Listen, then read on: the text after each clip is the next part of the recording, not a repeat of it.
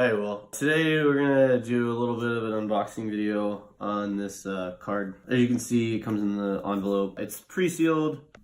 It's a little wrinkly in the back. Front says Will, which is good because it's for Will. We're gonna start, lay it down flat, try to minimize any like ripping potential. I think I'll pull it from this flap just because it's a little bit more separated to begin with. Try to keep it as even as possible. You can see there's some ripping, but honestly, I think usually the envelope gets thrown away. You can already see there's some like sparkling and some like reflective stuff on the card. It'll be really interesting to see how that looks in full sunlight. I'm gonna go ahead and just kind of like open it the rest of the way, flatten it out here. At this point, I think it's probably fine to just pull it straight out. Some people pull down from here. They'll pull the other side off to make it easier to get out. I'm not gonna do that. I think that's weird, but you know, teach their own. As it comes out of the slipcase, you can see that it's fairly rectangular, pretty reflective.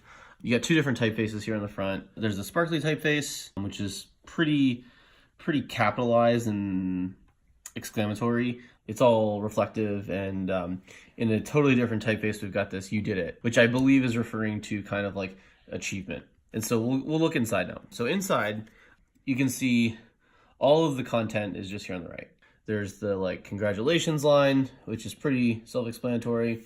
And then there's some hand lettering here. This just looks to be like a pen or like a felt tip maybe. It's a pretty simple message. It's cool that you're smart. I think that's kind of just like referencing challenge of the achievement and minimizing a little bit the difficulty in a playful, like knowing way. You can see there's two signatures on this one. One of them here is actually my signature, although this is in like plain text, and then Helena is also signed it here. That's really it for the inside. We can flip to the back. We can see that it's asking for an RSVP.